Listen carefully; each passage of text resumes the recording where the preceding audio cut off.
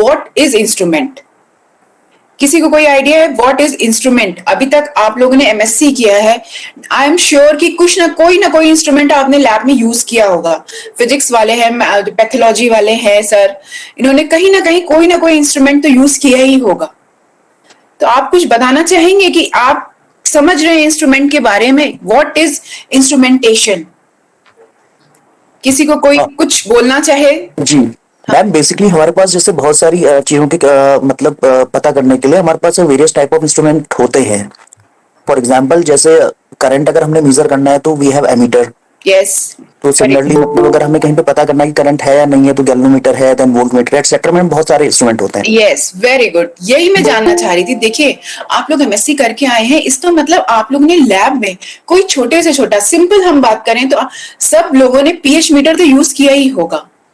हम बहुत बड़े इंस्ट्रूमेंट पे नहीं जा रहे हैं, हम छोटे की बात करते हैं। तो बेसिक जो पीएच मीटर होता है वो हम लोग जनरली हर कोई लैब में यूज करता है। तो इंस्ट्रूमेंटेशन क्या है? इंस्ट्रूमेंटेशन यही एक सीरीज है, ग्रुप है, the use of instruments for the evaluation of different quantities और स्ट्रक्चर्स और डिफरेंट टाइप ऑफ स्ट्रक्चर्स। ठीक है, यहां मैं एक सिर्फ फिजिक्स की बात नहीं करूंगी या सिर्फ एक बायोलॉजी की बात नहीं करूंगी या बायोटेक्नोलॉजी की बात नहीं करूंगी। मैं ये ओवरऑल आपको बताना चाहूंगी कि इंस्ट्रूमेंटेशन में हम लोग ग्रुप ऑफ इंस्ट्रूमेंट्स की स्टडी करते हैं। और क्या है, जैसे जैसे हम लोग हायर लेवल पे जाते हैं हमें जरूरत पड़ती है, जैसे अपनी बॉडी में देखिए क्या है, प्रोटीन से। हमारी बॉडी किससे बनी है? प्रोटीन से बनी है। तो हमें मान लीजिए कोई भी सैंपल एक छोटा सा दिया गया जिसमें हमें इवैल्यूएट करना है कि प्रोटीन का स्ट्रक्चर क्या है। हमने तो सिंपल बोल दिया प्रोटीन का स्ट्रक्चर क्या है, प्रोटीन किससे मिलकर बनता है, ये शायद आप लोग को पता है, नहीं पता है, लेकिन प्रोटीन ये बेसिक चीज है कि अमीनो एसिड से मिलकर बनता है। ठीक, एक कोई कंपाउंड हमें दिया गया जिसकी हमें पूरी स्टडी करनी है कि इस प्रोटीन में कौन कौन से अमीनो एसिड्स हैं, इसमें किस तरह का स्ट्रक्चर प्रेजेंट है, या एक पर्टिकुलर अमीनो एसिड जो है वो कितनी क्वांटिटी में प्रेजेंट है। ठीक है, इसी तरह से हम बात करें जो हमारा जेनेटिक कंपोनेंट है, जेनेटिक कंपोनेंट हमारे क्या है? DNA, RNA. ठीक है, अब अगर हम लोग सुनते हैं कि ये डीएनए टेस्टिंग करी गई, इससे कुछ चीजें पता चली, इससे कि कोई क्राइम हुआ, हमें पता चला ये किसने किया। ये हम लोग जो स्टडी करते हैं डीएनए स्टडी, उसमें क्या है, यही चीजें हैं कि डीएनए से इन्होंने पता लगा लिया कौन क्रिमिनल था। तो डीएनए की स्टडी हम करते हैं। तो डीएनए कैसे हम लोग करते हैं? एक इंस्ट्रूमेंट होता है जिसके बेसिस पे हमें ये पता चलता है कि ये डीएनए जो इस पर्टिकुलर किसी पर्सन से बिलोंग कर रहा है, तभी हम उसका आइडेंटिफिकेशन कर पाते हैं कि नहीं, ये इनका डीएनए इस आदमी से मैच कर रहा है, इसका मतलब ये क्रिमिनल है। इस तरह से हर एक। फिर हम आ जाएं कार्बोहाइड्रेट्स पे, जो बेसिक यूनिट है जिससे हमारी बॉडी बनी हुई है, हम उसकी बात अभी कर रहे हैं, जस्ट आपको समझाने के लिए कि जो है किस किस चीजों का कहां कहां हम लोग इंस्ट्रूमेंटेशन का यूज करते हैं। एक मिनट, ईशान यहां से प्लीज बाहर जाइए।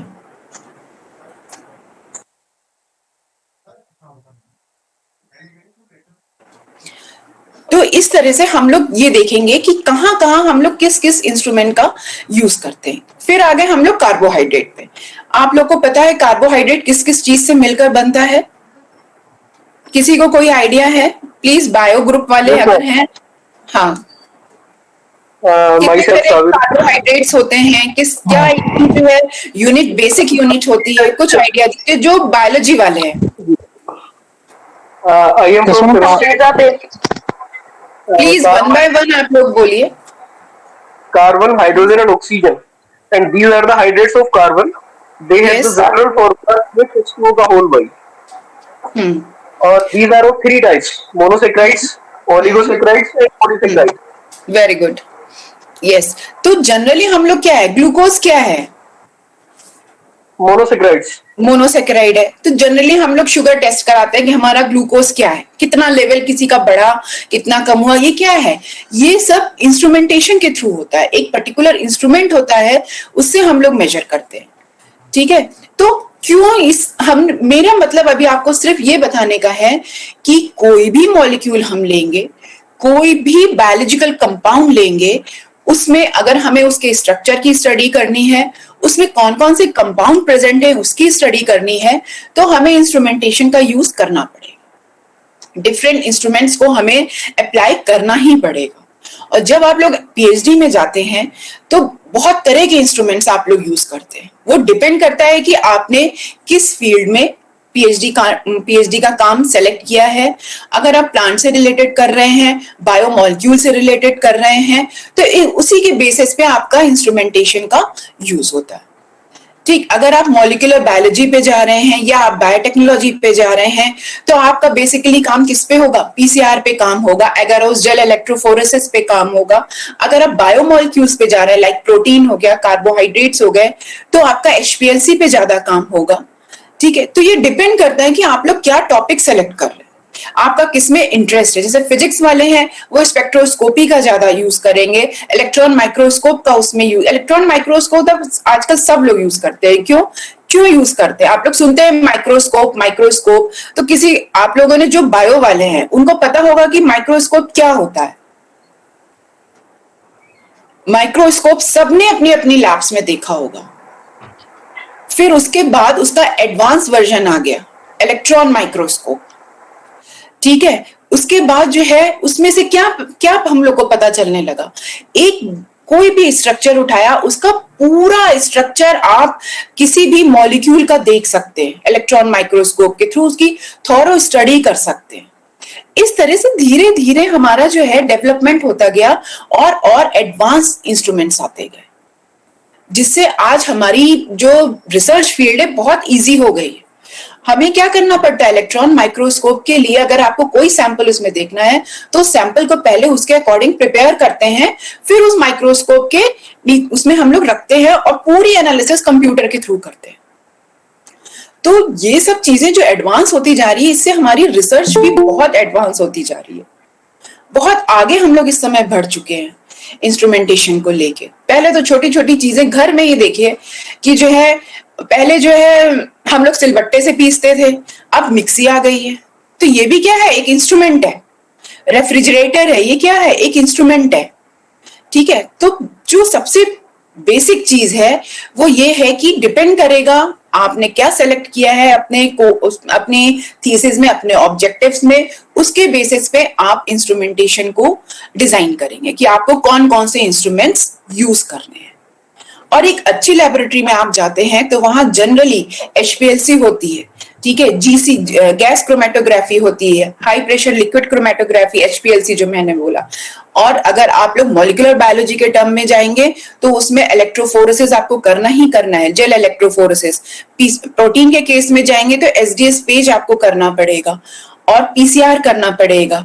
ठीक है, तो इसमें क्या होता है कि जैसे हम एक अगर मॉलिक्यूलर बायोलॉजी के टर्म में बात करें तो हमारे पास डीएनए की जो लोग स्टडी करते हैं वो बहुत क्वांटिटी में, किलोग्राम्स ग्राम्स में डीएनए नहीं होता है हमारे पास जो डीएनए होता है वो माइक्रोग्राम क्वांटिटी में होता है या नैनोग्राम क्वांटिटी में होता है। उसको हम मल्टीप्लाई करते हैं, उसका नंबर इंक्रीज करते हैं, और ये सब प्रोसेस जो होता है वो रिएक्शंस पीसीआर के थ्रू होता है। जो हम लोग को डीएनए ऐसे नहीं हमारी बॉडी में जो है किलोग्राम या ग्राम में डीएनए प्रेजेंट रहता है, नहीं, बहुत एक छोटी क्वांटिटी में हमें डीएनए आइसोलेट करना पड़ता है, फिर उसकी मल्टीपल कॉपीज हम जनरेट करते हैं, फिर उससे हमें पता चलता है कि जो है ये जब क्वांटिटी एक आ जाती है फिर हम उसका इलेक्ट्रोफोरेसिस करते हैं, जो आप लोग के सिलेबस में भी है, जेल इलेक्ट्रोफोरेसिस, उसको करते हैं, उससे हमें पूरा पैटर्न डीएनए का पता चलता है।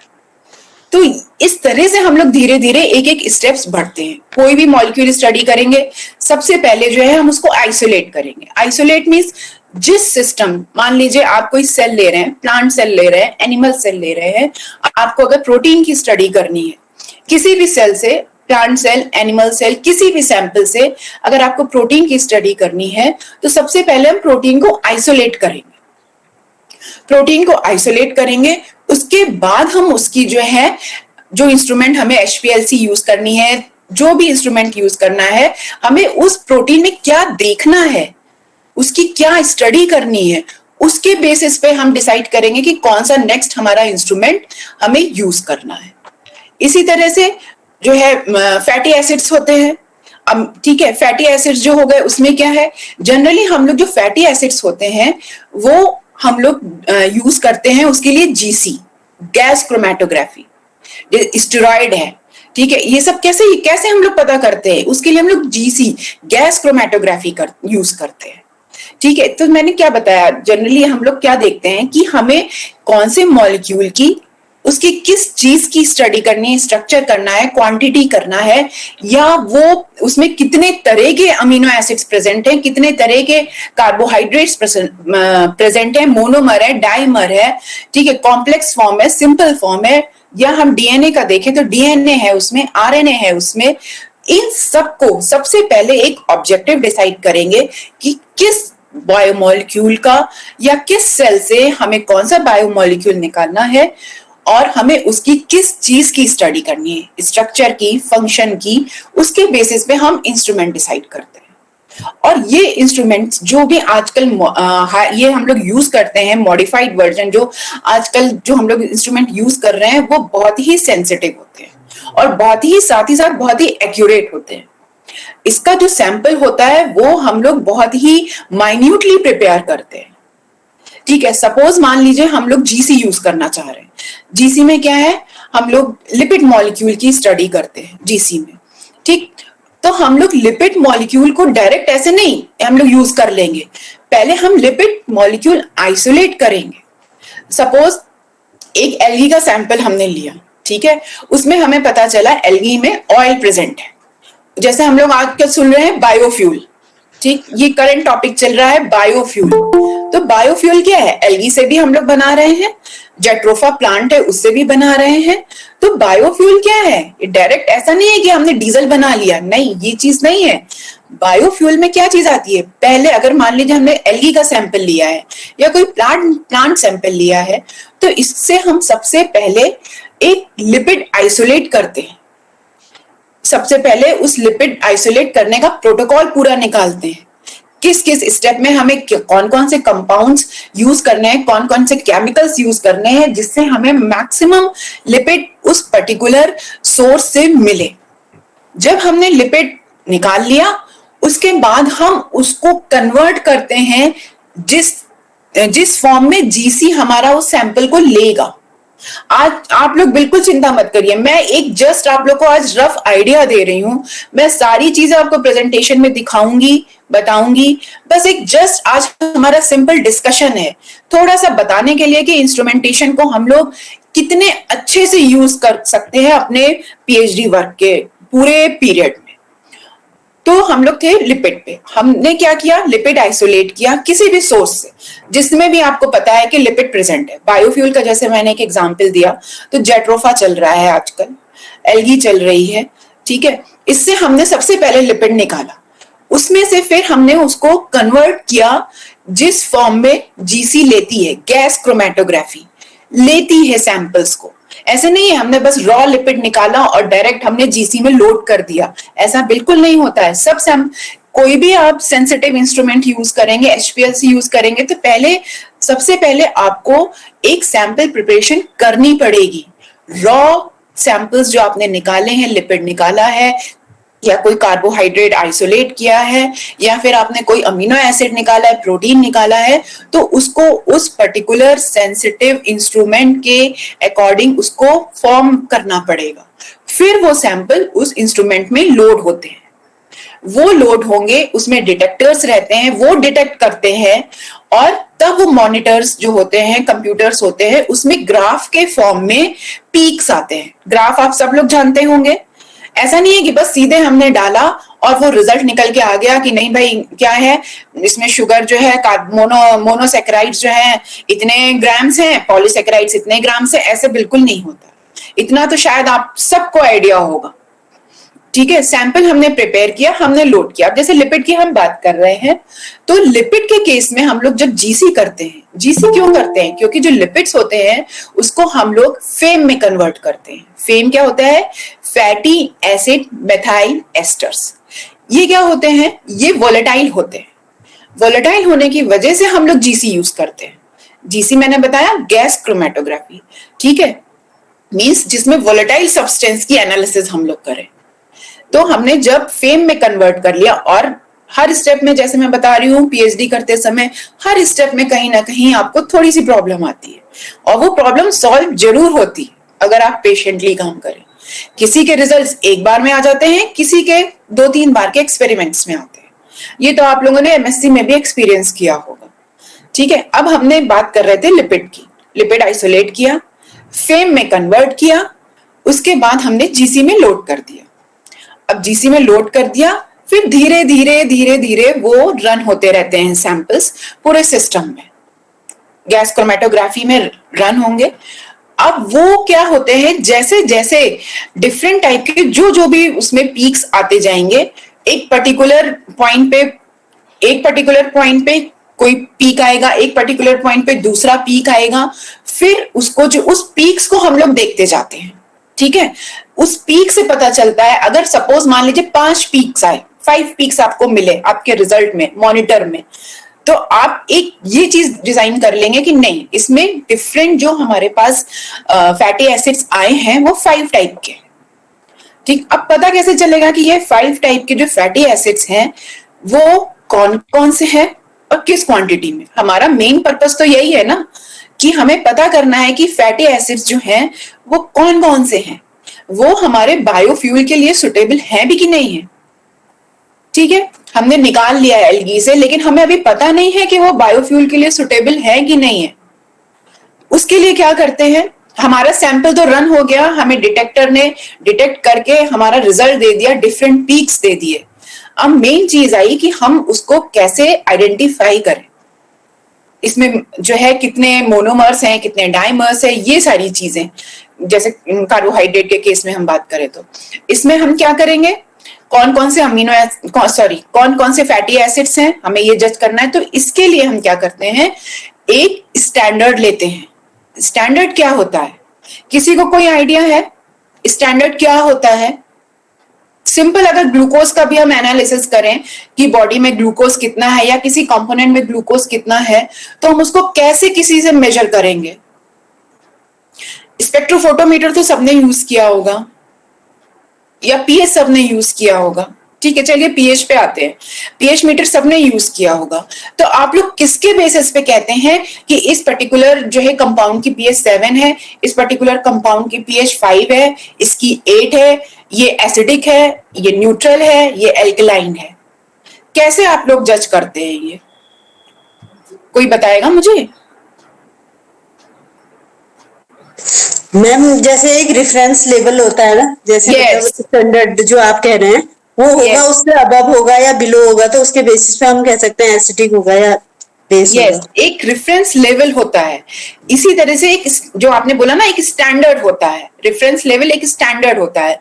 तो जो हम लोग जैसे हम लोग को देखना है कि कौन सा जो है कंपाउंड, वो कौन सा आपका जो है फैटी एसिड, कौन सा फैटी एसिड प्रेजेंट है, कितनी क्वांटिटी में प्रेजेंट है। तो उसके लिए हम लोग सबसे पहले उस जीसी में एक स्टैंडर्ड रन कराते हैं।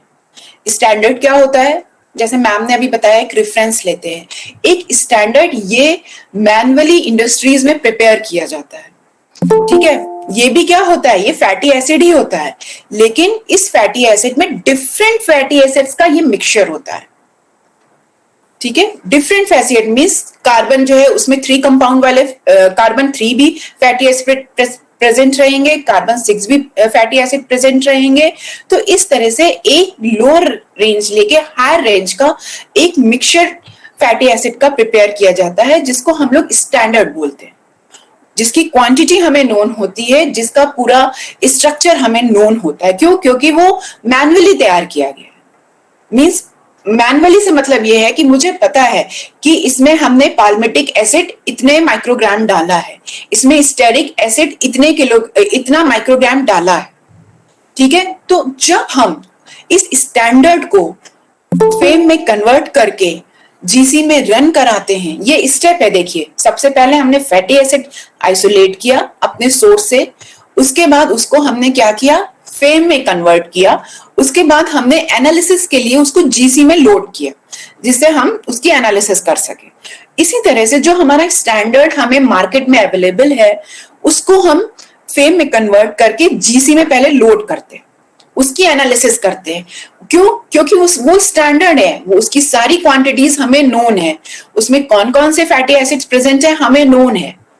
जो चीज हमें नोन है उसको तो हमें पता ही है कि बस उसका ग्राफ पीक्स आ गए, एक उसका हमें स्टैंडर्ड मिल गया, वो स्टैंडर्ड के पीक्स मिल गए। फिर हमने क्या किया, जो हमारे सैंपल्स हैं, 1 सैंपल 2 सैंपल 10 सैंपल जितने भी सैंपल हैं, उन सबको फेम में कन्वर्ट करके हमने एक एक करके जीसी में रन कराया। अब क्या होगा, उसके भी ग्राफ्स आएंगे, ठीक है। उसके बाद हम क्या करते हैं कि अपने स्टैंडर्ड के ग्राफ और जो हमारे सैंपल के ग्राफ हैं उसको कंपेयर करते हैं, उसको कंपेयर करते हैं कि इस पोजीशन पे इस टाइम पे ये ग्राफ हमको मिला है, इस टाइम पे ये ग्राफ हमको मिला है, इस पर्टिकुलर टाइम पे ये ग्राफ मिला है, उसको स्टैंडर्ड से कंपेयर करते हैं। और जीसी में क्या होता है, जीसी में ये भी पता चल जाता है कि ये डबल बॉन्ड है, इसमें ट्रिपल बॉन्ड है, इस फैटी एसिड में, ये सारी चीजें जीसी जो है डिटेक्ट करके दे देता है। प्लस हमारा स्टैंडर्ड है, उससे हम कंपेयर करते हैं। तो इस तरह से हम जो अननोन कंपाउंड्स को आइसोलेट करते हैं, उसको स्टैंडर्ड के साथ कंपेयर करके उसकी क्वांटिटी आइडेंटिफाई करते हैं, उसका स्ट्रक्चर आइडेंटिफाई करते हैं। जीसी में क्या है, अभी आपको स्ट्रक्चर पूरा नहीं पता चलेगा, लेकिन आपको ये पता चल जाएगा ये जो है फैटी एसिड सैचुरेटेड है या अनसैचुरेटेड, ये आपको पता चल जाएगा। कितनी क्वांटिटी में प्रेजेंट है ये आपको पता चल जाएगा, ठीक है। अब जैसे स्पेक्ट्रोफोटोमीटर की ही हम बात करें, स्पेक्ट्रोफोटोमीटर का क्या प्रिंसिपल होता है? किसी ने सुना है, किसी ने कभी यूज किया है स्पेक्ट्रोफोटोमीटर? किसी को कोई आइडिया है स्पेक्ट्रोफोटोमीटर का? ये जो फिजिक्स वाले हैं उनको कोई आइडिया है? नो मैम, कोई आइडिया नहीं है। मतलब अभी आप लोगों ने स्पेक्ट्रोफोटोमीटर के बारे में मतलब सुना है कभी स्पेक्ट्रोफोटोमीटर? मैम बेसिकली स्पेक्ट्रोस्कोपी के बारे में पता है, बट ये यूज नहीं किया कभी। एक्चुअली स्पेशलाइजेशन था नहीं इसमें, तो शायद इसलिए नहीं जी। अच्छा, तो ये भी मतलब स्पेक्ट्रोफोटोमीटर, इसमें भी क्या है, हमें डिफरेंट कंपाउंड्स के जो है स्पेक्ट्रम्स, वही जो मैंने बताया ना, पीक्स मिलते हैं, स्पेक्ट्रम मिलते हैं। लेकिन इसमें हम लोग क्या यूज करते हैं, इसमें लाइट यूज करते हैं, ठीक है। जैसे हम लोग सिंपल, अगर लैब में हम लोग सिंपलेस्ट एक्सपेरिमेंट की बात करते हैं, तो अगर हम लोग मेजर करते हैं ग्लूकोज का, ठीक है, सैंपल्स हमने जो है प्रिपेयर, सब में देखिए आप कोई भी इंस्ट्रूमेंट यूज करेंगे, कोई भी इंस्ट्रूमेंट, उसमें आपको सबसे पहले एक सैंपल प्रिपरेशन जरूर करनी पड़ेगी।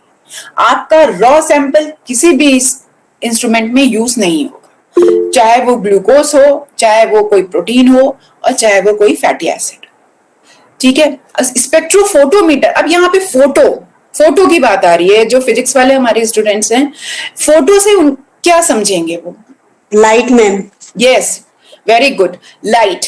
तो spectro means spectrum that generates with the help of photo means light, meter means measurements, ठीक। जो स्पेक्ट्रम किसी भी कंपाउंड का with the help of light generate हो, वहां हम यूज करते हैं स्पेक्ट्रोफोटोमीटर। ये आप अगर थोड़ा सा भी सोचेंगे ना किसी भी इंस्ट्रूमेंट को लेके, जैसे मेरे पास आपका जो सिलेबस है उसके अकॉर्डिंग मैं आपको बताऊं, थोड़ा सा आप बस उस पे जाइए, उसके रिटर्न पे जाइए, ठीक है। जैसे मैंने बताया ना स्पेक्ट्रोफोटोमीटर, तो generation of spectrum with the help of light, ठीक। आपने डिफरेंट सैंपल्स कलेक्ट किए ग्लूकोज मेजर करने के लिए, या कोई डाइसेक्राइड्स मेजर करने के लिए, मोनोसेक्राइड्स मेजर करने के लिए, अलग अलग, ये ऑब्वियस है, अलग अलग जगह से सैंपल करेंगे, आप कलेक्ट करेंगे, तो किसी में ग्लूकोज कम होगा, किसी में ज्यादा होगा, किसी में बहुत माइक्रोग्राम में होगा, किसी में नैनोग्राम में होगा, ठीक है। तो during the period of sample preparation, जब आप सैंपल प्रिपेयर करते हैं, तो जिस केमिकल के थ्रू सैंपल प्रिपेयर करते हैं, मैं यहाँ पे अभी सिर्फ स्पेक्ट्रोफोटोमीटर की बात कर रही हूँ। जैसे सपोज मान लीजिए आपके ग्लूकोज किसी एक फर्स्ट सैंपल में ग्लूकोज माइक्रोग्राम में, आपने सैंपल प्रिपेयर करा, ठीक है। इसमें हमने जो भी सैंपल प्रिपेयर किया, अब यहाँ पे क्या है, फोटो, लाइट की बात हो रही है, ठीक है। तो लाइट जनरेट होगी, उससे क्या होगा, लाइट पेनिट्रेट होगी सैंपल में, उसके बाद वो रिफ्लेक्ट होकर निकलेगी। तो वो किस पे डिपेंड करेगा, जो सैंपल का कलर है, एक पर्टिकुलर सैंपल का कलर क्या है, लाइट उसमें से कितनी पास हो रही है। आपको सीधे से पता है, अगर सनलाइट है, हम लोग ब्लैक कलर पहनते हैं तो क्या करते हैं, लाइट ज्यादा एब्जॉर्ब करते हैं। गर्मियों में क्यों मना किया जाता है कि आपको ब्लैक कलर कम से कम पहनिए, लाइट ज्यादा एब्जॉर्ब होती है, गर्मी ज्यादा लगती है। ठीक, लाइट जब ज्यादा एब्जॉर्ब होगी तो वो रिफ्लेक्ट कम होगी। ठीक है, इसी तरह मान लीजिए किसी भी सैंपल में एक उसकी ग्लूकोज की क्वांटिटी कम है।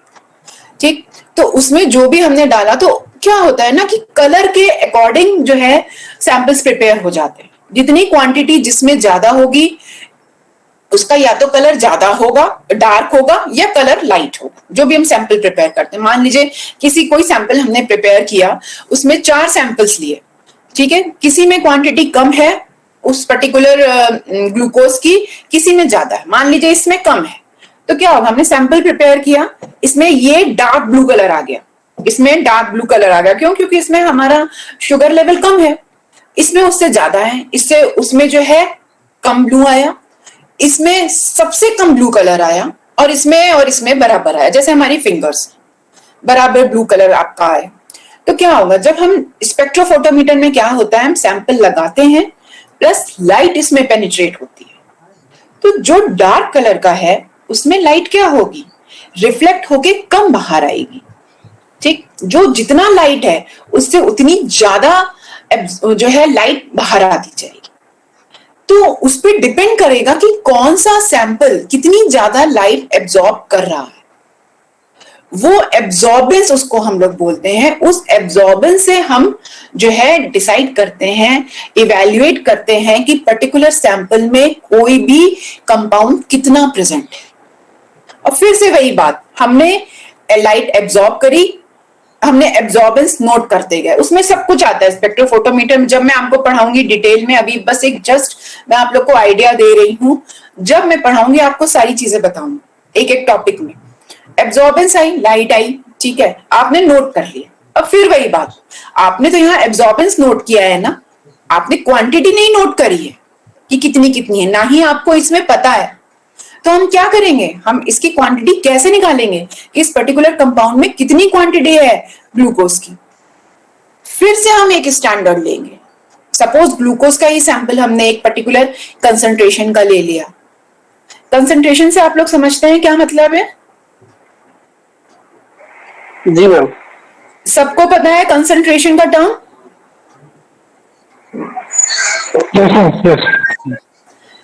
कंसंट्रेशन पता है ना? Yes ma'am. हाँ, ठीक है। तो एक पर्टिकुलर कंसंट्रेशन का हम स्टैंडर्ड प्रिपेयर कर लेते हैं। यहाँ पे फिर हम स्टैंडर्ड प्रिपेयर करते हैं।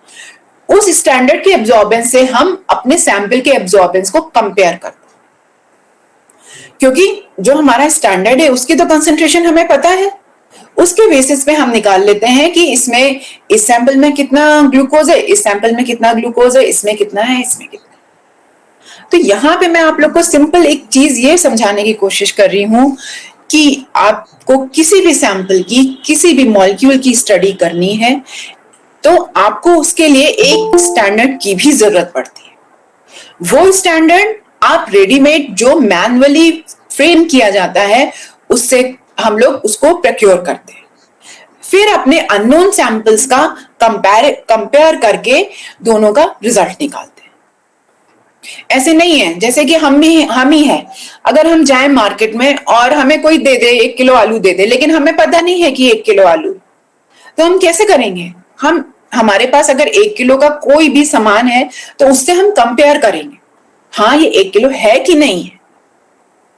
सिंपल फंडा यहाँ पे ये है कि अगर हम किसी भी चीज का हमें स्ट्रक्चर निकालना है, किसी भी कंपाउंड की क्वांटिटी निकालनी है, तो उसके लिए हमें स्टैंडर्ड भी चाहिए रहता है।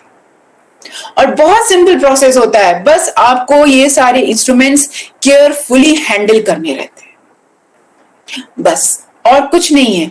अब सबसे पहले आप सबको, मैं किसी को नहीं बोलूंगी कि जाते ही आप सारे इंस्ट्रूमेंट यूज करने लगी, नहीं। पहले जो भी जहां पे भी आप लोग पीएचडी करने जाते हैं, जहां लैब में जाते हैं, जब भी जाते हैं तो पहले देखिए, पहले एक गुड ऑब्जर्वेंट बनिए। उसके बाद जल्दी नहीं है, कोई जल्दी नहीं है, अच्छे से सीखिए, क्योंकि जब आप सीखेंगे तभी आप अपने अच्छे से एक्सपेरिमेंट्स कर पाएंगे। ये नहीं कि बस आज ही मैं जाऊं और सर मुझे आज ही सारे इंस्ट्रूमेंट यूज करा दे, नहीं, ऐसा नहीं, क्योंकि ये सारे इंस्ट्रूमेंट बहुत सोफिस्टिकेटेड होते हैं। मिस हैंडलिंग से बिल्कुल गलत रॉन्ग रिजल्ट्स प्रोड्यूस होते हैं। तो इसलिए बहुत पेशेंटली आपको सबसे पहले गुड ऑब्जर्वेंट बनना है, गुड लर्नर बनना है। उसके बाद आपको ये सारे इंस्ट्रूमेंट यूज करने हैं। छोटे छोटे इंस्ट्रूमेंट्स आप यूज करते हैं, इवन आप सिंपल पीएच मीटर की भी बात कर लीजिए, तो जो है हम लोग यूज करते हैं उसका बफर, उसमें कंटेमिनेशन आ जाता है। बफर यूज करते हैं ना कि ये पर्टिकुलर बफर क्या है, एसिडिक है, ये बेसिक है, ये न्यूट्रल है, ठीक है। इलेक्ट्रोड यूज करते हैं। पीएच मीटर तो आई थिंक मोस्टली लोगों ने यूज किया होगा। पीएच मीटर यूज किया है? Yes ma'am. या कोई भी इंस्ट्रूमेंट हैंडल किया है जिसमें आपको लगा हो कि नहीं ये बहुत सोफिस्टिकेटेड है, आप लोग के सर या मैम ने बोला हो नहीं बच्चों ध्यान से करना? कोई पीसीआर मशीन में यूज किया होगा आप लोगों ने। पीसीआर मशीन यूज की है ma'am. PCR, yes, PCR machine. और कोई? मैम फिजिक्स में भी बहुत सारे इंस्ट्रूमेंट हैं जिनके लिए कहा जाता था कि बहुत ही सोफिस्टिकेटेड है, तो बहुत संभाल के इन्हें यूज करना। हाँ वही है, यही इसीलिए मैं बताना चाह रही हूँ, क्योंकि ये जैसे मैम इसने बोला पूर्णिमा जो है, इन्होंने बताया पीसीआर मशीन। तो पीसीआर मशीन की आपको पता है एक पूर्णिमा आपको पता है एक सैंपल प्रिपेयर करने की कॉस्ट कितनी आती है? यस मैम, यूजुअली मैम जो हमारा वर्क होता था वो था आरएनए पे। तो पहले हम आरएनए आइसोलेट करते थे from the cell and then we used to convert it into single stranded DNA and then उसके बाद हम उसको रन करके देखते थे। फिर जेल इलेक्ट्रोफोरेसिस होता था एंड देन फिर पीसीआर होता था। So it was a very long process and also almost ma'am her chemical हमारा 70,000 से ऊपर का ही होता था एंड छोटा सा while only about 50 microlitre was that much costly. या पीसीआर में जनरली हम लोग 25 माइक्रोलीटर यूज करते हैं ना? Yes yes, we make a main solution. Yeah. तो एक पीसीआर रिएक्शन के लिए जो हम लोग यूज करते हैं, एक रिएक्शन सिंपल वो माइक्रोलीटर में होती है और उसकी कॉस्ट 6 to 7,000 पर सैंपल आती है। तो आपने जो आरएनए आइसोलेट किया होगा वो किस कंडीशन में, कूलिंग कंडीशन में किया था कि रूम टेम्परेचर पे किया था? आपने खुद ने किया है या फिर आपके सीनियर्स ने किया है? मैम मैंने खुद किया है, क्योंकि मैम मेरा जो एमफिल में काम था वो आरएनए पे ही था। और जब आप स्पेक्ट्रोफोटोमीटर का बता रहे थे तो उसमें भी हमारा एक स्टेप आता था जिसमें हम आरएनए की क्वालिटी को चेक करते थे इन स्पेक्ट्रोफोटोमीटर, कॉन्सेंट्रेशन और ऑप्टिकल डेंसिटी के अकॉर्डिंग।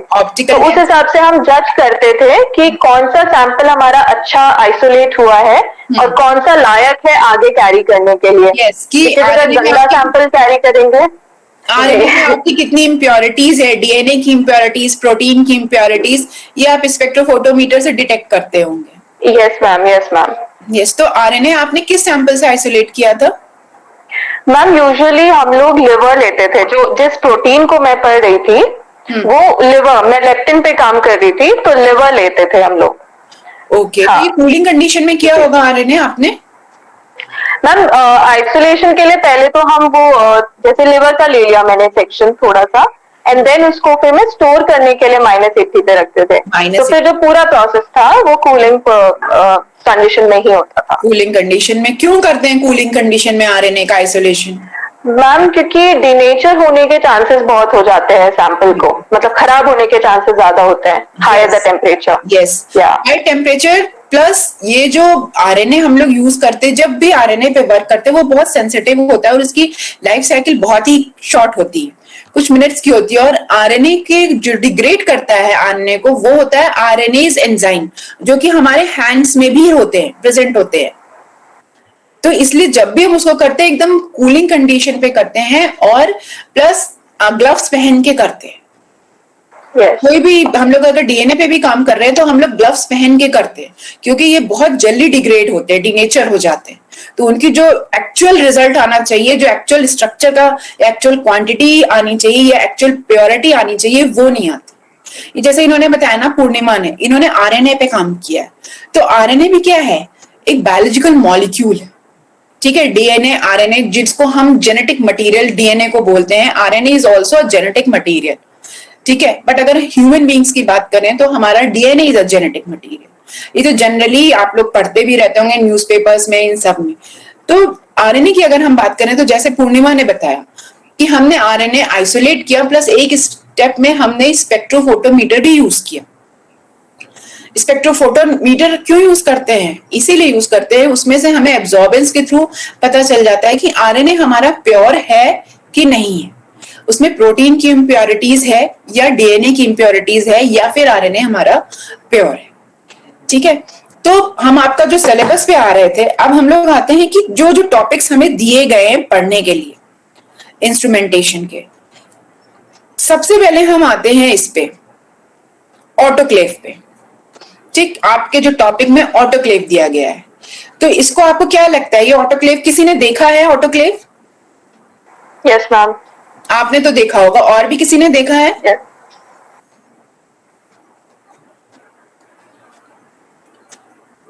किसी ने ऑटोक्लेव देखा है? नहीं मैम।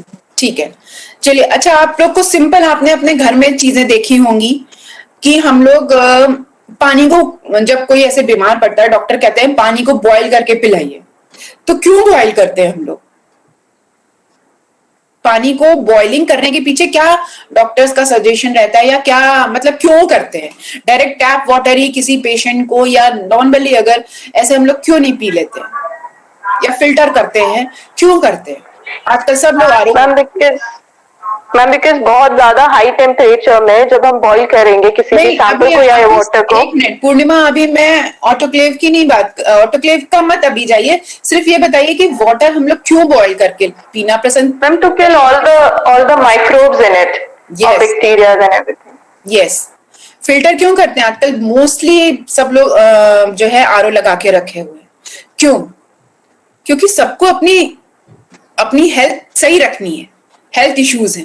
पानी इतना इम्प्योर आ जाएगा, ठीक है, हमारा कुछ भी, कोई भी डिजीज हो सकती है। तो इसी तरह से जो हमारा ऑटोक्लेव है, उसका क्या फंक्शन है?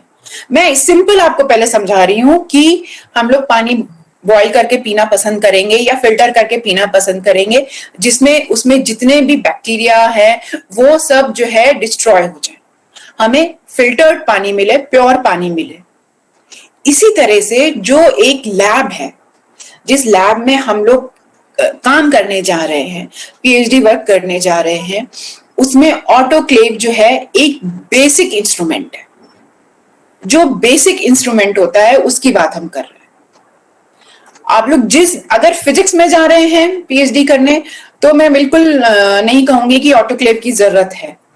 लेकिन अगर आप इवन केमिस्ट्री में भी जा रहे हैं, बायोलॉजी में जा रहे हैं पीएचडी करने, तो उसमें ऑटोक्लेव, उस लैब में ऑटोक्लेव एक बेसिक इंस्ट्रूमेंट है, ठीक है। अब ऑटोक्लेव का काम सेम वही है जो हम लोग घर में वाटर को बॉईल करने के लिए करते हैं, ठीक। मतलब क्या समझे आप लोग? सेम काम से क्या मतलब है? फंक्शन सेम उसी तरह का है, ऑलमोस्ट वही फंक्शन है जो हम लोग घर में वाटर बॉइलिंग के लिए करते हैं। उसी तरह से ऑटोक्लेव का जो है लैब में यूज होता है। कुछ आइडिया समझ में आ रहा है आप लोग को? जिस तरह से वाटर बॉईल करके पीना पसंद करेंगे, उसी तरह से ऑटोक्लेव भी लैब में यूज होता है। तो मतलब लैब में किस लिए ऑटोक्लेव यूज होता होगा? Ma'am sterilisation. यस, स्टेरिलाइजेशन के लिए। स्टेरिलाइजेशन क्लियर है सबको? Yes ma'am. Sterilisation is a simple term.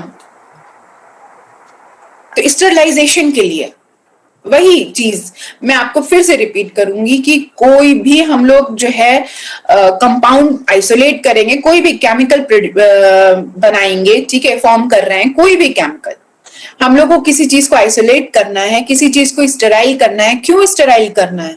क्योंकि किसी लैब में वर्क कर रहे हैं, उसमें बहुत सारा जो है कंटेमिनेशन होता है।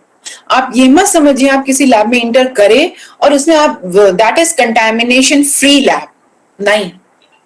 कोई भी लैब हो, चाहे जितना उसमें जो है एयर ब्लोवर, एयर शावर्स लगे हों, नहीं, हर लैब में कंटेमिनेशन होता है। आप सिंपल एक जो हम लोग माइक्रोबायोलॉजी के टर्म में बोलते हैं कि एक मीडिया की प्लेट बना के आप ओपन रख दीजिए, ऐसे ही।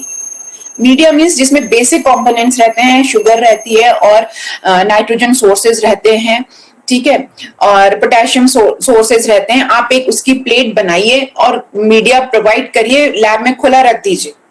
आप नेक्स्ट डे या नेक्स्ट 24 और 48 आवर्स में देखेंगे उसमें कितने सारे बैक्टीरिया की कॉलोनीज आ जाएगी, ठीक है। तो इसलिए हम लोग लैब में जो भी सामान यूज करते, इवन अगर कोई छोटे छोटे हम लोग फॉर्सेप्स भी यूज कर रहे हैं, सीजर भी यूज कर रहे हैं, सेंसिटिव वर्क के लिए हम लोग सब कुछ स्टेराइल करते हैं।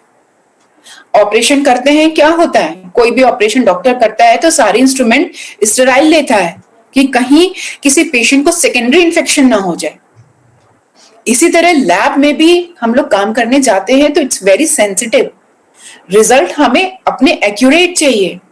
इसलिए कोई भी इंस्ट्रूमेंट, कोई भी केमिकल होता है, उसको हमने बनाया, बॉटल में पैक किया, या जो हमारे फ्लास्क आते हैं उसमें हमने बनाया, कॉटन प्लग लगाया, पैक किया, उसको हम लोग सबसे पहले स्टेराइल करते हैं।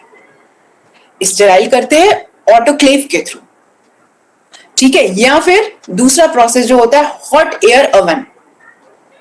हॉट एयर ओवन से क्या है, एक तो ऑटोक्लेव हो गया, एक हो गया हॉट एयर ओवन।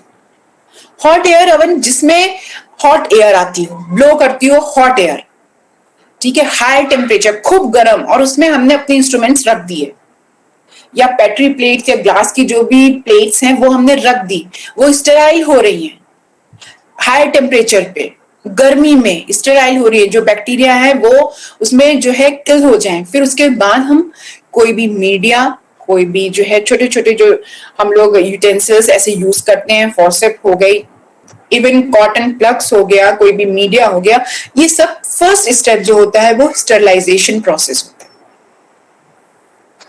लैब में एंटर करते हैं, आपको लोग बोलेंगे अपना जो है वो पहन के आओ, जो है एप्रन पहनो उसमें, ठीक है, लैब कोट पहनो।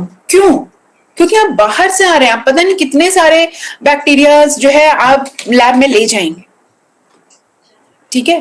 तो एप्रन पहन के जाइए आप, उसमें जो है अपना वो पहन के जाइए, लैब कोट्स पहन के जाइए। इसीलिए आपने लैब कोट पहना, अपने आप को भी प्रोटेक्ट किया, प्लस उस इन्वायरमेंट को प्रोटेक्ट किया जहां आप काम करने जा रहे हैं। सबसे पहला बेसिक, इसमें इंस्ट्रूमेंट भी कहीं कोई यूज नहीं है। आपको सबसे पहले ध्यान रखना है कि आपको कंटैमिनेशन फ्री लैब, एक उसमें उस इन्वायरमेंट में काम करना है, स्टेरलाइज होनी चाहिए लैब। बहुत सारी लैब्स आप लोग कभी भी जब भी विजिट एक बार जब भी करेंगे, हो सकता है आप लोग कभी करें, जाए कहीं बाहर लैब्स में काम करने, दिल्ली की लैब्स में, जेएनयू की लैब्स में काम करने जाएं, कभी कोई सैंपल एनालाइज कराने, देखिएगा शूज बाहर निकलवा दिए जाते हैं, लैब के बाहर ही शूज निकलवा दिए जाते हैं। क्यों? क्योंकि कोई कंटैमिनेशन ना पहुंचे लैब में। जब आप लैब में काम करेंगे ना, कोई भी शुगर सोर्सेस पे काम करेंगे, आप देखिएगा कितनी जल्दी कंटैमिनेशन होता है। तो ये कुछ छोटी छोटी चीजें हैं जिनसे रिसर्च करते समय हम अपने रिजल्ट्स को एक्यूरेट कर सकते हैं। ये इंस्ट्रूमेंटेशन का ही पार्ट है। अगर आपके सैंपल्स कंटैमिनेटेड फ्री हैं, सपोज आप किसी शुगर सैंपल को एनालाइज करने जा रहे हैं, ठीक है, आपको नहीं पता उस शुगर सैंपल में किसी बैक्टीरिया की ग्रोथ हो गई। क्यों कहते हैं कि शुगर आप ज्यादा प्रोवाइड करेंगे, बैक्टीरिया जो है जल्दी उसमें ग्रो करेगा? आपको नहीं पता, आपने कोई सैंपल प्रिपेयर करके रख दिया, ठीक है, कल मुझे इसकी एनालिसिस करनी है, लेकिन रात भर में तो आपका उसमें कोई बैक्टीरिया ग्रो कर गया, और बैक्टीरिया कभी नेकेड आई से नहीं दिखेगा आपको, आप तो ले गए सैंपल्स, जो आप रिजल्ट एक्सपेक्ट कर रहे थे वो रिजल्ट नहीं मिला आपको। इंस्ट्रूमेंट ने क्या किया, जो बैक्टीरिया के बाय प्रोडक्ट से उनका भी रिजल्ट साथ में मिक्स करके दे दिया, आप परेशान। ये मैं आपको इसलिए बता रही हूं कि अभी आप लोग को स्टार्ट करना है। ये छोटी छोटी चीजें हैं जो इंस्ट्रूमेंटेशन के लिए भी जरूरी है और आपकी पीएचडी के लिए भी जरूरी है, क्योंकि जब लैब में काम करने जाइए बैक्टीरियल ग्रोथ बहुत जल्दी होती है, आपको उन सब से अपने सैंपल्स को प्रोटेक्ट करना है। इसीलिए प्रॉपर जो इस ऑटोक्लेव की बात हम कर रहे हैं उसमें प्रॉपर कैपिंग करते हैं, ठीक है। उसके बाद फॉइल से एल्युमिनियम फॉइल होता है उससे बॉटल्स को कवर करते हैं, फिर हम लोग ऑटोक्लेव में रखते हैं, ठीक है। उसमें हम लोग जो है हाई प्रेशर पे स्टरलाइज करते हैं मीडिया, उसके बाद फिर उसको कूल करते हैं, फिर यूज करते हैं। पूर्णिमा, आपको ऑटोक्लेव का कुछ प्रिंसिपल पता है? मैम प्रिंसिपल में तो यही मतलब मुझे जितना पता है वो यही है कि मैम जैसे हाई टेम्परेचर में कर रहे हैं और एकदम टाइटली उसको बंद करके रख रहे हैं सो दैट थोड़ा सा भी कहीं से भी कंटामिनेशन नहीं आ जाना चाहिए। So that is the only thing which I knew. और किसी को कुछ पता ही तो आपने बेसिक जनरल चीज बता दी कि ऑटोक्लेव किस पे काम करता है, क्या प्रिंसिपल है उसका। और किसी को कुछ पता है ऑटोक्लेव का? स्टेरिलाइजेशन प्रोसेस किस पे करते हैं हम लोग?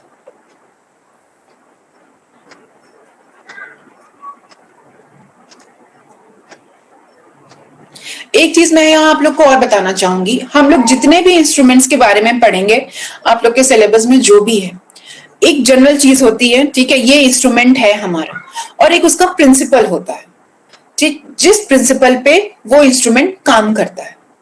फिर उसके बाद नेक्स्ट आती है उसकी मेथोडोलॉजी। एक तो इंस्ट्रूमेंट के बारे में आपने पढ़ा कि ये इंस्ट्रूमेंट है, इसमें हम ऐसे ऐसे चीजें एनालाइज करते हैं, ठीक, और ये चीज इस पर्टिकुलर इंस्ट्रूमेंट में हम ये चीज स्टडी कर सकते हैं। फिर आता है उसका प्रिंसिपल। प्रिंसिपल मीन्स ये किस चीज पे बेस होके वर्क करता है, वो हो गया उसका प्रिंसिपल, ठीक है। क्योंकि कोई भी चीज एक बेस पे ही काम करेगी, ऐसे नहीं कुछ भी हमने डिजाइन कर लिया और उस पे काम करना शुरू, क्यों, जब तक बेस नहीं होगा तब तक हमें चीजें क्लियर नहीं होंगी। एक बेसिक, सबका एक बेसिक प्रिंसिपल होता है कि इस प्रिंसिपल पे ये इंस्ट्रूमेंट काम करता है। फिर नेक्स्ट आता है उसकी मेथोडोलॉजी। मेथोडोलॉजी मीन्स कि जैसे हम अभी ऑटोक्लेव की बात कर रहे हैं, तो ऑटोक्लेव में अगर हमें कोई सैंपल स्टरलाइज करना है, अभी हमें ये पता चल गया ऑटोक्लेव का क्या फंक्शन है, स्टरलाइजेशन। दूसरी चीज अभी हम डिस्कस करेंगे हमारा प्रिंसिपल ऑटोक्लेव का, ठीक है। तीसरी चीज इसकी मेथोडोलॉजी, मीन्स इसमें हम किस किस मेथड से सैंपल रखेंगे, यहाँ पे मेथोडोलॉजी मतलब है इसमें किस तरह से हम सैंपल रखेंगे ऑटोक्लेव में। ऑटोक्लेव एक वर्टिकल या हॉरिजॉन्टल बहुत बड़ी सी जो है एक सिलेंड्रिकल टाइप की मशीन होती है, ठीक है, जैसे हमारा कुकर होता है, यस, जैसे हमारा कुकर होता है, ठीक है। उसमें क्या करते हैं, हाई प्रेशर पे हीट जनरेट करके हम लोग चीजें बॉईल करते हैं। सबने अपने अपने घरों में कुकर देखा हो, उसमें क्या होता है, प्रेशर जनरेट होता है, विसल आती है। क्यों आती है विसल? क्योंकि अंदर प्रेशर जनरेट हुआ है, फिर वो बाहर निकला है। सेम है, सेम वही चीज है ऑटोक्लेव की। ऑटोक्लेव को हम लोग प्रेशर कुकर से कंपेयर करते हैं कि जिस प्रिंसिपल पे प्रेशर कुकर वर्क करता है उसी प्रिंसिपल पे ऑटोक्लेव वर्क करता है। हाई प्रेशर हाई टेम्परेचर पे हम लोग किसी भी इंस्ट्रूमेंट को, किसी भी अपने कंपाउंड नहीं, किसी भी अपने जो रिएजेंट्स बनाते हैं उसको स्टरलाइज करते हैं। एक जैसे आपके पास जो है प्रेशर, वो है प्रेशर कुकर है, बस उसी का बड़ा फॉर्म मान लीजिए। ऐसे वर्टिकल भी होते हैं और जो बड़ी लैब्स होती हैं जिसमें कई लैब्स का इकट्ठे ऑटो स्टरलाइजेशन आता है करने के लिए, वहां पे वर्टिकल वाले ऑटोक्लेव होते हैं। बड़े बड़े जैसे आपके घर में सिलेंडर, गैस सिलेंडर होते हैं ना, उस टाइप के ऑटोक्लेव होते हैं। वो कैपेसिटी पे डिपेंड करता है लैब में कितनी रिक्वायरमेंट है, उसके अकॉर्डिंग उतने लीटर का ऑटोक्लेव लिया जाता है। Just like a pressure cooker, बस इसका प्रिंसिपल, लैब, सेफ्टी, सब चीजें अलग है। प्रेशर कुकर भी जब प्रेशर नहीं निकल पाता है क्या होता है, पूरा ब्लास्ट हो जाता है। यही ऑटोक्लेव का वो पूरा ब्लास्ट हो जाता है अगर उसका प्रेशर ज्यादा हो गया। उसमें क्या होता है कि हम लोग एक जो पर्टिकुलर, ये सब डिटेल हम आपको बाद में बताएंगे। आज सिंपल आप प्रेशर कुकर से उसको बस अपने माइंड में एक पिक्चर बनाइए। हाई प्रेशर हाई टेम्परेचर पे हम लोग अपने मीडिया को अपने जो है रिएजेंट्स को और अपने जो छोटे छोटे इंस्ट्रूमेंट्स होते हैं लैब में यूज करने के लिए उसको स्टरलाइज करते हैं। ठीक है, स्टरलाइजेशन का बेसिक जो हम लोग यूज करते हैं लैब इंस्ट्रूमेंट लैब लेबोरेटरी में, हॉट एयर ओवन हो गया और ऑटोक्लेव हो गया। आप जब भी जाएंगे आपको देखने को मिलेगा ऑटोक्लेव भी आप मिस हैंडलिंग, सबसे पहले आप लैब में एंटर किए, जो कोई भी किसी बायोलॉजिकल लैब में जा रहा है काम करने के लिए, आप ऑटोक्लेव को भी पहले ऑब्जर्व करिए कि कैसे उसकी हैंडलिंग करनी है, उसमें कितना प्रेशर होना चाहिए, कितना टेम्परेचर होना चाहिए, उसमें सैंपल्स कैसे रखते हैं, उसमें कितना वाटर, उसमें वाटर भी, जैसे कुकर में हम लोग क्या करते हैं, थोड़ा सा लिक्विड चीजें रख रहे हैं तो पानी होगा, अगर मान लीजिए कोई ड्राई चीज रख रहे हैं तो नीचे हम पानी डालते हैं उसके लिए, आलू बॉयल करना है तो पानी डाल, इसी तरह ऑटोक्लेव में भी हम पानी का एक डेफिनेट लेवल रखते हैं। क्यों रखते हैं? क्योंकि वो भी हीट जनरेट कर रहा है ना।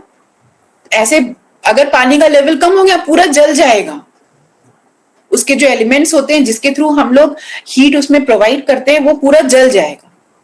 तो एक जो मशीन, ऑटोक्लेव मशीन होती है, उसमें एक डेफिनेट वाटर लेवल होना चाहिए।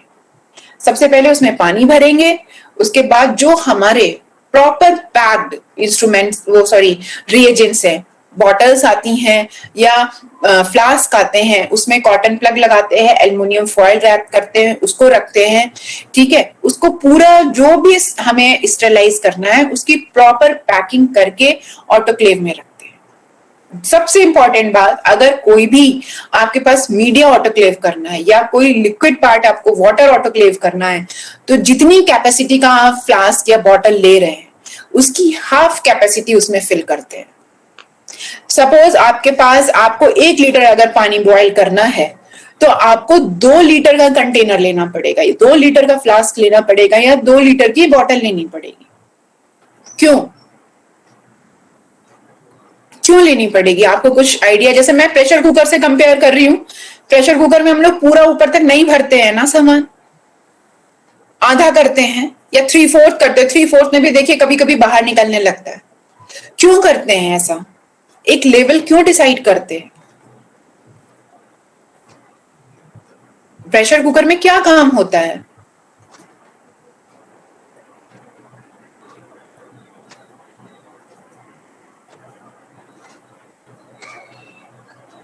बॉइलिंग होती है।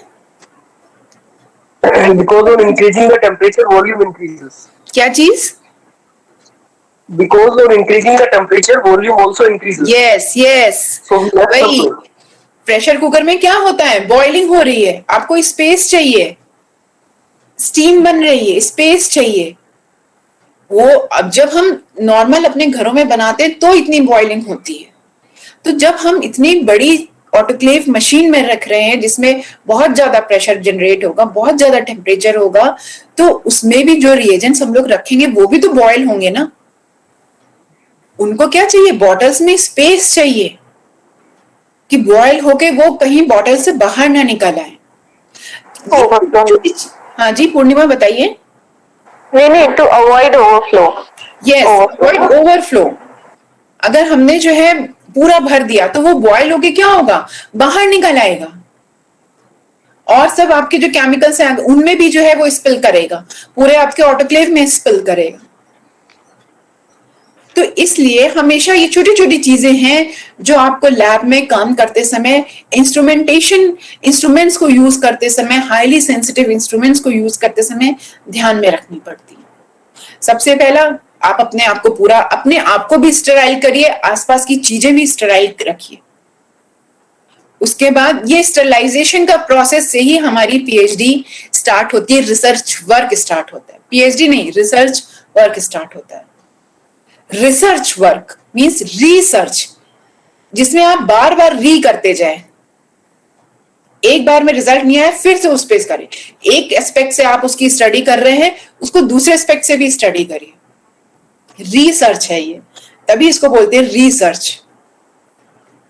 एक बार से नहीं होगा। तो ये सबसे पहले आप किसी लैब में एंट्री करें, आपको जो है सबसे पहले स्टेरिलाइजेशन का प्रोसेस ध्यान रखना है, अपनी बॉडी स्टेराइल रखनी है, अपने आसपास का एरिया स्टेराइल रखना है, अपनी जो यूज करने वाली चीजें यूज करने वाली है वो स्टेराइल करनी है।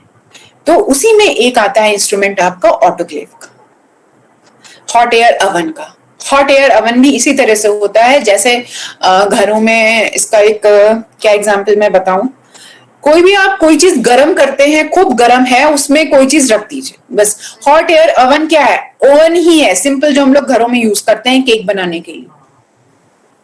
खूब गर्म है, उसमें आपने अपने जो है वो रख दिए, टेस्ट ट्यूब्स रख दिए, कोनिकल फ्लास्क रख दिए, और कुछ बॉटल्स रख दी, या और आपने स्पैचुला रख दिया, आपने सीजर्स रख दिया आपने, तो वो क्या करता है, हीट बहुत ज्यादा जनरेट रहती है उसमें, उसके थ्रू स्टरलाइजेशन करता है। हॉट एयर अवन जिसमें गर्म एयर आए और उसके थ्रू स्टरलाइजेशन हो, that is hot air oven. Autoclave में क्या है, हाई प्रेशर हाई टेम्परेचर पे जो आपका स्टरलाइजेशन हो, वो प्रिंसिपल बेस्ड रहता है ऑटोक्लेव में। हॉट एयर अवन में आप लिक्विड चीजें स्टरलाइज नहीं कर सकते। हॉट एयर अवन में आप हमेशा अपने जो छोटे छोटे यूटेंसिल्स यूज करने वाले होते हैं वो करेंगे, फॉरसेप्स करेंगे, स्पैचुलास करेंगे, टेस्ट ट्यूब्स करेंगे, फ्लास्क करेंगे, ग्लास बॉटल्स करेंगे, ये सारी चीजें आप स्टरलाइज करेंगे। और लिक्विड जो आपके मीडिया हैं, जो रिएजेंट्स हैं, वो सारी चीजें आप ऑटोक्लेव में स्टरलाइज करेंगे। ठीक है, यहां तक कुछ चीजें आपको लगा, कुछ क्लियर हुई कि बस लैब में एंटर करते सबसे पहला आपका बेसिक जो होना चाहिए, आपकी रिक्वायरमेंट सभी की, वो चाहे किसी फील्ड के स्टूडेंट्स हो, फिजिक्स हैं, केमिस्ट्री हैं, बायो हैं, उन सब का सबसे पहला जो बेसिक रिक्वायरमेंट है लैब में एंटर करने से पहले, वो है अपने आप को स्टरलाइज रखिए एंड अपनी सराउंडिंग्स स्टरलाइज रखिए, अपने जो यूटेंसिल्स हैं, अपने जो रिएजेंट्स हैं, अपना जो इंस्ट्रूमेंट्स हैं, उसको स्टरलाइज रखिए। आप जो फिजिक्स वाले स्टूडेंट्स हैं, सिंपल क्यूवेट यूज करते हैं, ठीक है, आपने शायद स्पेक्ट्रोमेट्री उसमें क्यूवेट यूज करी होगी, क्यूवेट भी स्टरलाइज करते हैं। ठीक, उसमें भी किसी और दूसरे कंपाउंड का मिक्सचर नहीं होना चाहिए, आप यूज करते हैं, ठीक है, क्यूवेट यूज करिए आपने, या प्लस आपने लाइट का कोई भी प्रिज्म यूज किया, या आपने कोई लेंसेज यूज किए, क्या आप ऐसे ही गंदा यूज कर लेते हैं? नहीं, आप जहां से लाइट आप पास कराएंगे उसको क्लीन करते हैं। Cleaning is also part of it. ऐसे नहीं, क्यों, अगर आप ऐसे ही गंदा यूज करेंगे तो क्या होगा, लाइट आपकी पूरी रिफ्लेक्ट नहीं होगी, जो भी आपका पर्पस है वो सॉल्व ही नहीं होगा। इसलिए आज का मेरा सिर्फ एक जनरल डिस्कशन था इंस्ट्रूमेंटेशन पे। इंस्ट्रूमेंटेशन क्यों जरूरी है, क्योंकि हमें चीजों को इवैल्यूएट करना है, केमिकल कंपाउंड्स को इवैल्यूएट करना है। मुझे थोड़ा सा आइडिया लेना था कि यहाँ पे किस फील्ड के लोग हैं, किस जो स्टूडेंट्स आए हैं वो किस किस फील्ड्स के हैं, तो जिसमें कि मैं जो लेक्चर्स आपके कल से ले सकूं, जो भी इंस्ट्रूमेंट का मैं सबसे पहले ऑटोक्लेव से ही शुरू करूंगी, वो मैं उस तरह से डिजाइन कर सकूं कि हर फील्ड के स्टूडेंट्स को समझ में आए। और जो बेसिक चीजें आप लोग लैब एंटर करने से पहले सबसे पहले यही देखिएगा कि आपकी सराउंडिंग्स जो है वो पूरी स्टरलाइज्ड है। ये रिसर्च है, इसको आपको बार बार करना पड़ सकता है, आपको बहुत ध्यान देके अपनी पीएचडी वर्क स्टार्ट करना है। बहुत ही पेशेंटली आपको काम करना है लैब में, बहुत ही पेशेंटली, और पहले गुड ऑब्जर्वेंट बनिए, लर्नर बनिए, फिर आप जो है अपनी एक्सपर्टाइज दिखाइए। बिल्कुल भी जल्दीबाजी नहीं करिए लैब में जाने से कि नहीं आज ही मैं सारे इंस्ट्रूमेंट सीख लूं, आज ही मुझे सब पे हैंडलिंग करने को मिल जाए। नहीं, मशीन्स बहुत सेंसिटिव होते हैं, सारे इंस्ट्रूमेंट बहुत सेंसिटिव होते हैं, बहुत कॉस्टली होते हैं। एक एक रिएक्शंस बनानी, जो रिएक्शंस आप लोग बनाएंगे करेंगे वो बहुत कॉस्टली होती है। तो इसलिए कोई भी आपको किसी भी लैब में डायरेक्टली हैंडलिंग करने को नहीं मिलेगा। चाहे वो आप बड़ी से बड़ी लैब में चले जाइए जहां बहुत फंडिंग होती है, बहुत पैसे होते हैं, लेकिन फिर भी वहां पे आपको कोई भी गाइड आपका जो है डायरेक्ट हैंडलिंग करने को नहीं कहेगा। पहले आपको एक किसी सीनियर के साथ अटैच किया जाएगा, आप सीखेंगे, उसके बाद आपको मिलेगा किसी भी इंस्ट्रूमेंट पे काम। और यही सबसे अच्छी चीज है एक गुड लर्नर के लिए, इट्स अ बेस्ट वे। पहले सीखिए, समझिए, फिर करिए। जिस भी फील्ड में आप लोग जा रहे हैं, जहां पे भी कर रहे हैं, और टॉपिक ऐसा चूज करिए जिसमें आपका इंटरेस्ट हो। अपने इंटरेस्ट को शो करिए। विदाउट इंटरेस्ट आप कोई भी टॉपिक मत सेलेक्ट करिए। पीएचडी है, 2-3 साल लग सकते हैं, 4 साल लग सकते हैं, 5 साल लग सकते हैं, इसलिए वो टॉपिक सेलेक्ट करिए जिसमें आपका इंटरेस्ट। कभी भी बिना इंटरेस्ट का कोई टॉपिक मत सेलेक्ट करिए। दूसरी चीज, आप पीएचडी करने जा रहे हैं, अपने काम का, आपका काम सही है, इसको प्रूफ करना पड़ेगा। ठीक है, तो इसका प्रूफ आप कैसे देंगे? आपको क्या लगता है आप अपने काम का प्रूफ कैसे देंगे? क्या आप लोग को लगता है कि किस तरह से हम प्रूफ कर सकते हैं कि मेरा काम सही है? ये तो बहुत जनरल क्वेश्चन है, कोई इंस्ट्रूमेंटेशन का इसमें नहीं है पार्ट। आप कैसे, आपने कोई भी एक्सपेरिमेंट किया, आप कैसे प्रूफ करेंगे कि ये सही है? On the basis of evidence ma'am. On the basis of evidence. Evidence, वही आई एम आस्किंग कि which type of evidence will you will produce? Through experiment ma'am, अगर एक्सपेरिमेंटल है तो। आपने एक्सपेरिमेंट किया, आपके रिजल्ट आ गए, ठीक है, आपको लग रहा है सही है, ठीक है, ये बहुत सिंपल चीज है, इसमें कोई दिमाग लगाने वाली चीज ही नहीं है। आप कैसे दूसरों को प्रूफ, गाइड को अपने प्रूफ करेंगे कि आपका गाइड कैसे मानेगा कि आपने सही काम किया है? मैम जो आप अभी बोला आपने स्टार्टिंग में, स्टैंडर्ड वैल्यू होती है जो। No, I am not asking about that standard. I am not analyzing any compound. Okay, I am not analyzing. I am not talking about the analysis of particular compound. I am just asking. आपने suppose कोई experiment किया, ठीक है? आप कैसे बताएंगे? कैसे, मतलब लोगों को कैसे आप बताएंगे नहीं ये सही है? क्या वे होता है पीएचडी में प्रूफ करने का?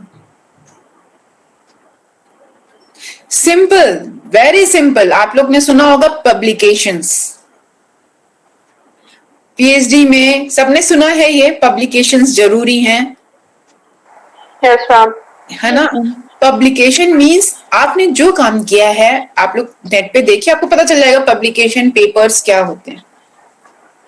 अगर आपने काम किया है, आपका पेपर पब्लिश है, तो no one can raise a finger कि आपका काम गलत है या आपके रिजल्ट्स गलत है। आउट ऑफ द वे जाके आपने रिजल्ट निकाल दिया है, ये इसकी रेंज कम है, इसकी रेंज ज्यादा है। पब्लिकेशन, आप एक्सपेरिमेंट्स डिजाइन करिए, एक्सपेरिमेंट करिए, रिजल्ट आ रहे हैं, सेटिस्फैक्टरी रिजल्ट आ रहे हैं, अपने जो पब्लिकेशंस हैं नेट पे सारे अवेलेबल हैं, उसको आप देखिए, समझिए, कंपेयर करिए और अपना पब्लिकेशन करिए। This is the only way कि आप अपने आप को, अपने काम को प्रूफ कर पाएंगे कि ये हमारा काम सही है, जो मैंने रिसर्च करी है वो सही है। यही बेस्ट वे है अपने आप को पीएचडी में प्रूफ करने का, क्योंकि आप कहीं पे भी जाएंगे, दिखाएंगे मैंने पीएचडी करी है। ये इंस्ट्रूमेंटेशन से रिलेटेड नहीं है, ये एक जनरल पीएचडी की कंडीशंस होती हैं, वो मैं आप लोग को बता रही हूँ। ये जनरल चीज है, पीएचडी करिए, उसके जो भी आप रिसर्च वर्क कर रहे हैं उसमें साथ साथ पब्लिकेशंस भी करते रहिए, जिससे दूसरों को भी लगे नहीं आपका काम सही है और आपको भी सेटिस्फेक्शन मिले। ये थोड़ा थोड़ा चीजें, जब आपका टॉपिक डिसाइड होता है, जो भी आपका इंटरेस्ट है, जब भी नेट पे बैठिए, अपना उस टॉपिक को डालिए, उसमें से देखिए रिजल्ट, उसमें पीडीएफ पेपर्स आ जाएंगे, उसको देखिए, समझिए कैसे कैसे काम हो रहा है, यहाँ पे किस लेवल का काम हो रहा है। तब आपको समझ में आएगा नहीं मुझे जो है ये काम करने चाहिए, इस तरह से काम करने चाहिए। आपको भी क्लियर होगा कि नहीं ये काम बहुत। और दूसरी पॉइंट, रिसर्च में हमेशा काम रिपीट नहीं करते, कभी भी काम रिपीट नहीं करते। आपको कुछ इनोवेटिव करना है, कुछ अच्छा करना है, कुछ नया करना है, और ये तभी होगा जब आप नेट पे जाएंगे, जो भी इंटरेस्ट है उससे रिलेटेड सर्च करेंगे, आपको चीजें पता चलेंगी, ये काम चल रहा है। उस जब पढ़ेंगे तब आपको आइडियाज आनी है कि नहीं मैं इसमें ये भी कर सकता हूँ, मैं ये भी कर सकती हूँ, इस तरह से। तो ये कुछ बेसिक चीजें हैं। आप लोग पीएचडी स्टूडेंट्स हैं, पीएचडी करने जा रहे हैं, रिसर्च करने जा रहे हैं, तो मुझे लगा कि मुझे ये डिस्कस करना चाहिए अपार्ट फ्रॉम दैट कोर्स जो आप लोग को पढ़ाना है। तो प्लीज आप लोग थोड़ा थोड़ा करके करते रहिए, ये सारी चीजें आप लोग को देखिएगा, पढ़ते रहिए। पीएचडी में पढ़ना पड़ता है, थोड़ा थोड़ा देखते रहिए, रोज थोड़ा थोड़ा देखेंगे तो डेफिनेटली सारी चीजें इजी हो जाएंगी। ये जो पीएचडी कर लेते हैं, ये उनका एक्सपीरियंस रहता है कि साथ ही साथ चीजें करते रहना चाहिए अपना। अभी तो आप लोग का सिर्फ कोर्स वर्क का चल रहा है, इसी में धीरे धीरे कुछ कुछ पढ़ेंगे तो सब चीजें क्लियर हो जाएंगी, जिसका जो भी इंटरेस्ट का टॉपिक है। कुछ अगर आप लोगों को कोई क्वेश्चंस हैं, कुछ भी जानना चाहते हैं तो प्लीज आप लोग पूछ लीजिए मुझसे। कुछ भी इंस्ट्रूमेंटेशन से रिगार्डिंग, अपने सिलेबस से रिगार्डिंग, या जनरल कुछ पीएचडी से रिगार्डिंग, कोई भी दिमाग में आपके कुछ भी क्वेरी हो तो